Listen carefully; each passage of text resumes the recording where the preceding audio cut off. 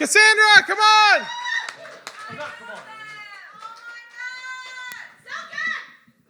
Hello. So I'm going to be reading today the other people's shit. This is the speech from Charlie Chaplin's The Great Dictator. And before I start reading it, I do have to give you some background. So Charlie Chaplin was vehemently anti-Nazi and publicly outspoken at a time where that was not popular.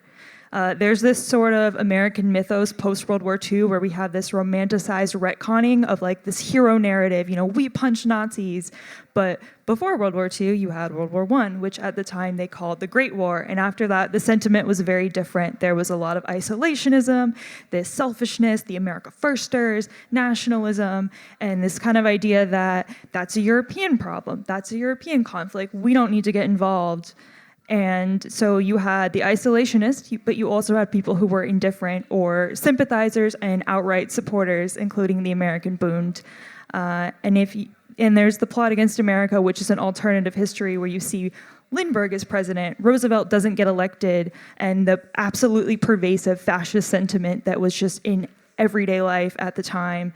And then if you've ever watched Fatherland, it's an alternative history where the camps are never liberated. So you really understand that if Roosevelt hadn't been reelected and Pearl Harbor didn't happen, that the Americans likely would have never gotten involved. And for some further context, this is also at a time where there's no internet. The world is not in people's pockets. That's not to excuse domestic sentiment or the willfully ignorant, but people weren't seeing the things we know now with the camps being liberated, but Charlie Chaplin touring was seeing a lot of this very intimately, and he was not having it.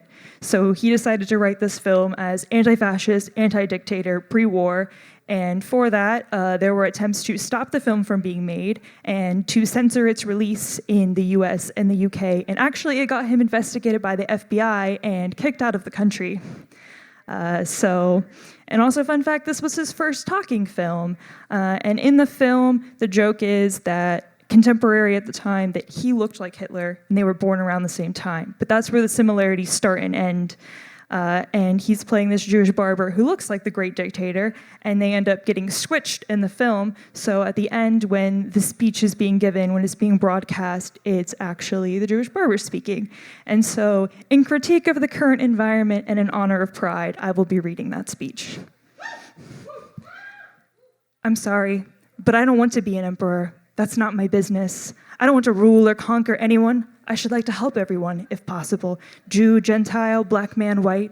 We all want to help one another. Human beings are like that. We want to live by each other's happiness, not by each other's misery. We don't want to hate and despise one another. In this world, there is room for everyone, and the good earth is rich and can provide for everyone. The way of life can be free and beautiful, but we have lost the way. Greed has poisoned men's souls, has barricaded the world with hate, has goose-stepped us into misery and bloodshed. We have developed speed, but we have shut ourselves in. Machinery that gives abundance has left us in want. Our knowledge has made us cynical, our cleverness hard and unkind. We think too much and feel too little. More than machinery, we need humanity. More than cleverness, we need kindness and gentleness. Without these qualities, life will be violent and all will be lost. The aeroplane and the radio have brought us closer together. The very nature of these inventions cries out for the goodness in men, cries out for universal brotherhood, for the unity of us all. Even now, my voice is reaching millions throughout the world, millions of despairing men, women, and little children, victims of a system that makes men torture and imprison innocent people. To those that can hear me, I say, do not despair. The misery that is now upon us is but the passing of greed, the bitterness of men who fear the way of human progress. The hate of men will pass, and dictators die, and the power they took from the people will return to the people, and so long as men die, liberty will never perish. Soldiers, don't give yourselves to brutes, men who despise you, enslave you, who regiment your lives, tell you what to do, what to think, and what to feel, who drill you, diet you, treat you like cattle, use you as cannon fodder. Don't give yourselves to these unnatural men with machine minds and machine hearts.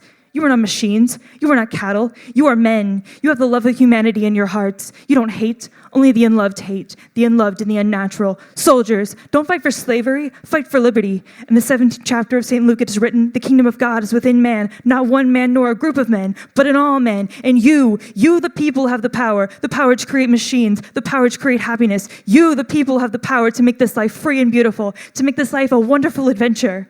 Then, in the name of democracy, let us use that power. Let us all unite. Let us fight for a new world, a decent world, that will give men a chance to work, that will give youth a future and old age a security. By the promise of these things, brutes have risen to power, but they lie. They do not fulfill that promise. They never will. Dictators free themselves, but they enslave the people. Now, let us fight to fulfill that promise. Let us fight to free the world, to do away with national barriers, to do away with greed, with hate and intolerance. Let us fight for a world of reason, a world where science and progress will lead to all men's happiness. Soldiers, in the name of democracy, let us all unite.